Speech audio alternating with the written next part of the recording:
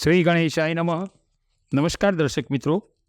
સૂર્યનું રાશિ પરિવર્તન તારીખ 13મી એપ્રિલ 2024ને શનિવારે સાંજે 9:03 સૂર્ય મીન રાશિમાંથી મંગળની મેષ રાશિમાં રાશિ પરિવર્તન કરશે. મંગળની અધિપત્યવાળી રાશિ મેષ રાશિ. મેષ રાશિના સ્વામી મંગળ છે, એટલે મંગળની અધિપત્યવાળી રાશિ મેષ રાશિમાં મંગળના ઘરમાં જ ગ્રહોના રાજા સૂર્ય 1 મહિના સુધી ગોચર કરશે. અહીંયા દેવગુરુ પણ તારીખ 1 મે સુધી, તારીખ 1 મે 2024 સુધી ગુરુ પણ એમ જ હશે. અહીંયા ગુરુ ને સૂર્ય સાથે થશે. સૂર્ય ગુરુની આ સાથે યુતિ અહીંયા જોવાશે. ગુરુ એટલે જ્ઞાન, સૂર્ય એટલે ઉર્જા, સૂર્ય એટલે આત્મા. આગળ જણાવ્યું એમ સૂર્ય જે છે ને એ રાજનીતિના કારક છે. રાજનીતિમાં જવું હોય, રાજકારણમાં જવું હોય તો સૂર્યનું બળ બહુ જ એમાં સપોર્ટ કરે છે. સૂર્ય એટલે પિતા પણ કયા છે. સૂર્યની રાશિ કઈ? તો સૂર્યની રાશિ સિંહ રાશિ છે. એ સિંહ રાશિમાં સૂર્યદેવનું અધિપત્ય છે. અહીંયા સૂર્ય સિંહ રાશિમાં તેમનું અધિપત્ય ધરાવે છે ને સૂર્યનું મેષ રાશિનું ગોચર ખૂબ જ ઉત્તમ ગણાય છે. પહેલા સ્થાનમાં સૂર્ય હોય ને તો બહુ જ ઉત્તમ ગણાય, કેમ કે એ સૂર્ય એ રાજા કીધા, એ ઉર્જા વધારે, કારણ કે સૂર્ય એ મેષ રાશિમાં ઉચ્ચના ગણાય છે. કોઈ ગ્રહ ઉચ્ચના હોય ને તો જ્યોતિષશાસ્ત્ર મુજબ એ ગ્રહનું ઉચ્ચના ગ્રહનું ફળ 100% મળે. અમુક ટકાવારી હોય છે કે આ રીતના જો સ્વરાશિમાં હોય તો અમુક ટકા આપે. એમ આ ઊંચનો જે કોઈ ગ્રહ હોય એ 100% ફળ આપે છે. સૂર્યની કોઈ અશુભ ગ્રહ સાથે યુતિ બને ને તો પિતૃદોષ પણ બની શકે છે. અને તમે જાણો છો કે પિતૃદોષ જેને હોય એ કેટલો હેરાન પરેશાન થતો હોય છે. આ પૃથ્વી પર સૌથી વિશાળ ઉર્જાનો સ્તોત્ર હોય તો એ સૂર્ય છે. અહીંયા સૂર્ય ગુરુ સાથે પ્રથમ મેષ રાશિમાં યુતિ કરે છે. ગુરુ એટલે જીવ અને સૂર્ય એટલે આત્મા. સૂર્યનું શુભ ફળ જો જાતકને મળે ને તો શું શું પ્રાપ્ત થાય? તો સૌ પ્રથમ તો સૂર્યનું શુભ ફળ, જો સૂર્ય શુભ ફળ આપતા હોય તો એમને પિતાનું સુખ ઉત્તમ મળે. એના પિતાથી એને સારું, ખૂબ સારું જોવાય. સરકારી નોકરી પ્રાપ્ત થાય, કારણ કે સૂર્ય સરકારી નોકરીના કારક પણ કયા છે. સૂર્યના વિશેષ ફળમાં તમે જુઓ તો સૂર્ય માન, પ્રતિષ્ઠા અને કીર્તિમાં વધારો કરે.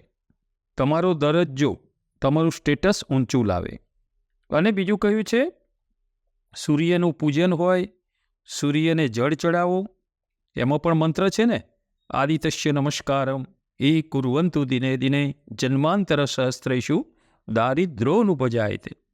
આમાં એવું કહે છે કે જે કોઈ સવારે ઉઠી તાંબાના પાત્રમાં જળ લઈ અને પવિત્ર, ઘરમાં પવિત્રતા હોય ત્યારે રીમ સૂર્યાય નમઃ બોલીને જળ ચડાવે તો એવું કહેવાય છે કે દારિદ્ર્યોનુપજાય તે, એને શારીરિક, આર્થિક, માનસિક કોઈ પણ જાતનું દરિદ્રતાપણું પણ રહેતું નથી.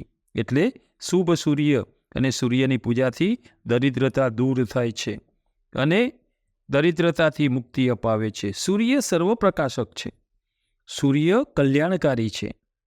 સૂર્યનું શુભ ફળ જો જન્મકુંડળીમાં જોવાતું હોય તો તેને સૌથી ઊંચી પદવી પ્રાપ્ત થાય છે. એક સફળ રાજકારણીય પણ બની શકે છે. સૂર્યના ઉદયથી બધું સ્પષ્ટ દેખાય છે. સૂર્ય ઉદય થાય ને એટલે બધો અંધકાર દૂર થાય છે. સૂર્ય હંમેશ માર્ગી જ હોય છે, આગળ જ વધે. કોદાળો વક્રી થતા નથી, બીજા ગ્રહો વક્રી પણ થાય. સૂર્ય અને ચંદ્ર જે છે ને એ હંમેશા માર્ગી જ હોય છે. જોઈએ કે આ સૂર્યનું મંગળની મેષ રાશિનું દેવગુરુની સાથેનું ગોચર તમારી રાશિ માટે કેવું રહેશે તેના વિશે આપણે જાણીશું. મીન રાશિ, અક્ષર દ ચ જ થ. મીન રાશિ માટે સૂર્યનું મંગળની મેષ રાશિનું ગોચર કે જે દેવગુરુ બૃહસ્પતિ સાથે યુતિ કરી મેષ રાશિમાં ગોચર કરશે, જે તમારી રાશિથી બીજા સ્થાનેથી થાય છે. અહીં બીજું સ્થાન કયું? અહીં તમને ધન અને કુટુંબનું સુખ, બીજા સ્થાનનું જે છે એ ધન અને કુટુંબનું સુખ આપે, એ ખૂબ તમને સારું અપાવે. તદુપરાંત તમને સંપત્તિથી લાભ કરતા બની રહે. તમારી રાશિના સ્વામી દેવગુરુ બૃહસ્પતિ છે, મીન રાશિના સ્વામી ગુરુ છે. આથી એ તમારી રાશિથી એ પણ બીજા સ્થાનેથી ગોચર કરે છે. સૂર્ય અને ગુરુ સાથે છે, તો તમારા બીજા ધનસ્થાને રહેતા તમને નોકરીથી પણ સારું રહે, તેમજ તમારો વ્યવસાય હોય તો એનાથી પણ આ સમય તમારો સારો રહે. આમાં તમને લાભ અપાવે. બીજું, તમારી રાશિના ઉચ્ચ ગ્રહ શુક્ર છે. જે ઉચ્ચ ગ્રહ હોય ને એ 100% ફળ આપે. જ્યોતિષનો નિયમ છે, કોઈ ઉચ્ચ ગ્રહ હોય તો એનું ફળ એ 100% હોય. એ તમારી રાશિમાં જ છે.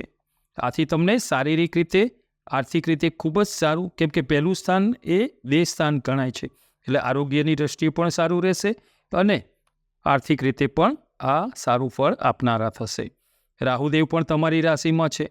આથી તમારે થોડું પડવા વાગવાથી થોડું સંભાળવાનું રહેશે અને વાહન ચલાવવામાં થોડી સાવચેતી રાખવી જરૂરી છે. આમ તો એવું કહેવાય છે કે રાહુ મહારાજ એ તમારી રાશિમાં કારકત્વ ધરાવે છે. એટલે કે રાહુદેવ એ તમારી મીન રાશિના કારક ગ્રહ છે. કારક ગ્રહ હોય ને એનું પણ ફળ સારું હોય છે, જે તમને અહીંયા આકસ્મિક ધન લાભ અપાવે. રાહુદેવ આકસ્મિક ફાયદો કરાવતા હોય છે. રાહુદેવ ખરાબ કરે એવું નથી હતું. એ આકસ્મિક કોઈ લાભ થાય ને તો રાહુદેવની એમની સારી એ હોય, એનાથી તમને એ લાભ થતો હોય છે.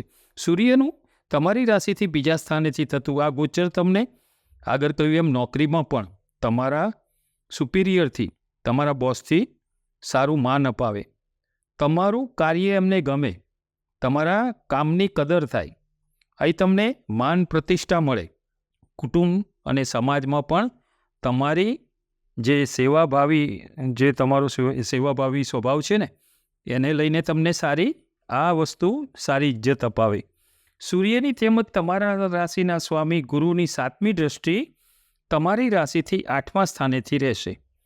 8મા સ્થાનનું ફળ આમ તો મધ્યમ ગણાય છે.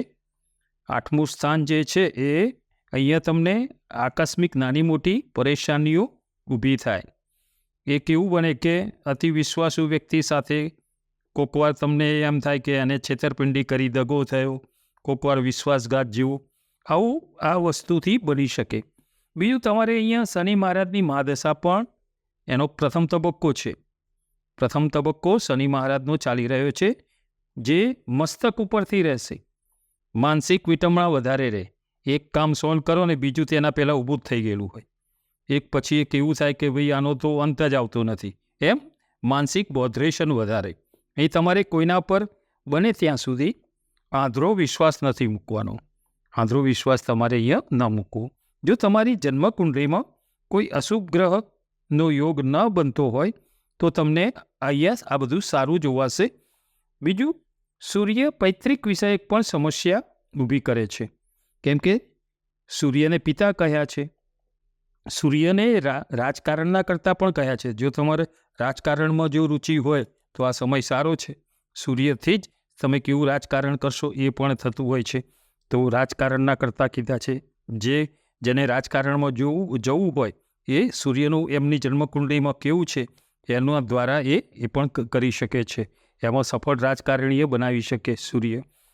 કેમ કે એ તમને માન, સન્માન, મોભો, ઇજ્જત આ બધું સૂર્યથી ઉર્જા, તમારી કામ કરવાની પદ્ધતિ આ બધું સૂર્યથી પ્રાપ્ત થાય છે. એટલે તો બધા ગ્રહોના રાજાને સૂર્ય આગળ કહ્યું ને કે ગ્રહોના રાજા છે સૂર્ય, ઉર્જા છે. જો તમારી જન્મકુંડળીમાં સૂર્ય સાથે કોઈ અશુભ ગ્રહ હશે તો એનાથી તમારી કુંડળીમાં પિતૃ વિષયક તકલીફ પણ રહ્યા કરે. કેમ કે સૂર્ય સાથે અશુભ ગ્રહની યુતિ બને ને એટલે પિતૃદોષ બનતો હોય છે. જો તમારી કુંડળીમાં પણ સૂર્ય અને અશુભ ગ્રહ હોય, એ સાથે હોય, યુતિ હોય, તો પિતૃદોષમાં તમારે શું કરવાનું? તો આ સમય ઉત્તમ છે પિતૃ કાર્ય કરવા માટે. પિતૃ કાર્યમાં પિતૃને ઉદ્દેશી તમે એમની તૃપ્તિ માટે પિંડ તર્પણ, એમની શ્રાદ્ધ વિધિ પણ કરી શકો. એનાથી પિતૃ આશીર્વાદ મળવાથી તમને ધન અને સમૃદ્ધિ સારી એવી પ્રાપ્ત થતી હોય છે. અહીં તમારો સેવાભાવી પરોપકારી સ્વભાવ છે. આપણે આગળના વિડીયોમાં પણ કહી ગયા છીએ કે મીન રાશિના વ્યક્તિનું વ્યક્તિત્વ કેવું હોય છે. તો પહેલું જ બોલ્યા છે કે એ સેવાભાવી હોય, પરોપકારી હોય, કોઈનું દુઃખ જોઈ શકે નહીં. તે કેવા હોય, કેવો સ્વભાવ હોય એ બધું જ કહ્યું છે. પરોપકારી અને સેવાભાવી સ્વભાવના લીધે તમને એ મહાદશાઓમાં પણ સારું ફળ મળી શકે. આમ કહીએ ને કે આ બધું તકલીફ, પણ તમને એમ થાય કે આ મને કોઈ તકલીફ નથી. એનું કારણ શું? કે તમારો સ્વભાવ નથી કહેતા જે પુણ્ય જે છે ને એનાથી પાપ પાછું ઠેલાય. તો આ સતત સેવાથી તમારા પુણ્યનો વધારો થવાથી અહીંયા મહાદશાઓમાં પણ અમુક વખતે સારું ફળ મળતું હોય છે. તો આ હતી સૂર્યની મંગળની મેષ રાશિમાં દેવગુરુ બૃહસ્પતિ સાથેની યુતિ કરીને મંગળની મેષ રાશિમાં થતું ગોચર તમારી મીન રાશિ માટે કેવું રહેશે તેનું ફળકથન. નમો નારાયણ.